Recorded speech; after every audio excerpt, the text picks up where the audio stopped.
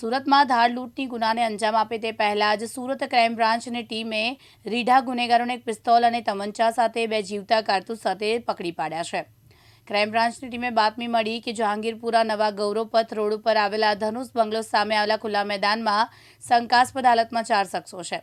તેમની પાસે હથિયાર છે। બાતમીના આધારે છાપો મારી જીતેન્દ્ર ઉર્ફે જ્વાલા રાજ બહાદુર યાદવ, ગુલશન ઉર્ફે ટિંકુ કુમાર દેવેન્દ્ર પટેલ, નિલેશ કુમાર ઉર્ફે અજીતસિંહ દુબે, ત્રણે રહેવાસી મહાદેવનગર 3 સિમ્પાક સોસાયટી સામે ડિંડોલી ગામ સુરત, અને રત્નેશ ઉર્ફે ગગન અનિલ સિંહને ગાયત્રી કૃપા રેસિડેન્સ સામે રહેતા ને પકડી પાડ્યા છે। ટોળકી પાસેથી દેશી બનાવટની એક પિસ્તોલ, એક તમંચો તથા બે જીવતા કારતૂસ મળી આવ્યા છે। પોલીસે હથિયાર કબજે કરીને ચારેયની ધરપકડ કરી છે।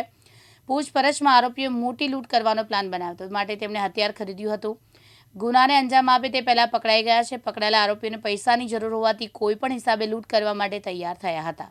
સુરત પોલીસ તરફથી જો એક મુહિમ ચલાવવામાં આવી રહી છે, જેટલા અમારા લુખાઓ અહીંયા છે, ક્રિમિનલો છે, એના વિરુદ્ધમાં જો ટીમો કામ કરી રહી છે। એમાં સુરત શહેર ક્રાઇમ બ્રાન્ચને ઇન્ફોર્મેશન મળી કે લગભગ 4 જેટલા છોકરાઓ છે।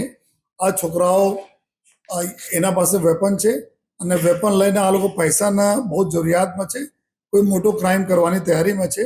અને એવું પણ અમને જાણવા મળ્યા કે પૂના પાસે આ લોકો કઈ કેનાલ પાસે ફાયરિંગ અને પ્રેક્ટિસ પણ કરી છે વેપન છે। તો આ બાતમીના આધારે તાત્કાલિક જો પોલીસની ટીમ, સુરત ક્રાઇમ બ્રાન્ચની ટીમે આ બધા આરોપીઓના શોધા જોઈએ અને એના બી ધરપકડ કરી જોઈએ। આ આરોપીઓ જે 4 આરોપીઓ પાસેથી 2 વેપન આપણને મળ્યા છે જોઈએ, અને આ આરોપીઓ બધા ગુનેગાર જ છે। અહીંયા અલગ અલગ ગુનાઓ પકડેલા, જેમાં એક જીતેન્દ્ર ઉર્ફે જ્વાલા રાજ બહાદુર યાદવ 27 વર્ષ એની ઉંમર છે, આ જૌનપુર જિલ્લા જૌનપુરના છે। અને એક ગુલશન, આ જો જીતેન્દ્ર જ્વાલા છે એના ઉપર ઓલરેડી મર્ડરના ગુના 302ના ગુના એના 2019માં દાખલ થયા હતા ડિંડોલી પોલીસ સ્ટેશનમાં।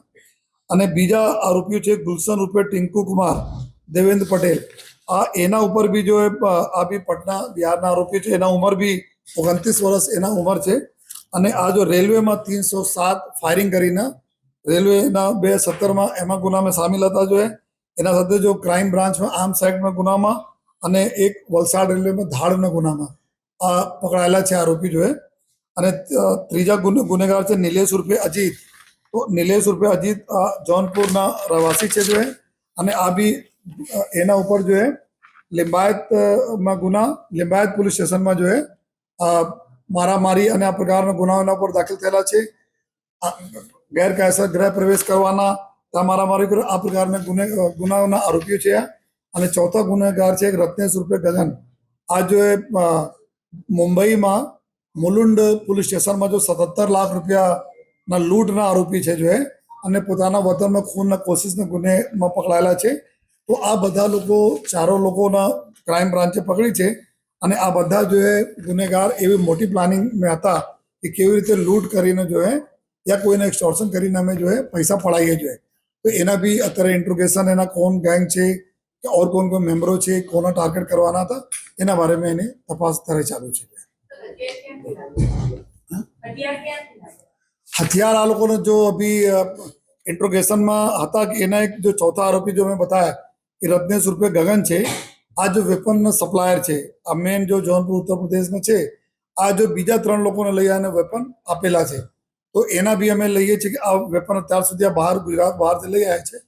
તો એના અત્યારે અમે નામ નહીં ડિસ્ક્લોઝ કરી શકીએ, લેકિન ટીમો કામ કરી રહી છે કે જ્યાંથી એને આપણે ગુજરાત બહાર સપ્લાય થઈ છે, જો રત્નેશ લઈને આવ્યા હતા તેના ઓર ક્યાં ક્યાં વેપન આપેલા છે, બીજા કોણ કોણ છે, એના ઉપર અમારી ટીમો બી કામ કરશે। મુકેશ ગુરવ, દિવ્યાંગ ન્યૂઝ, સુરત।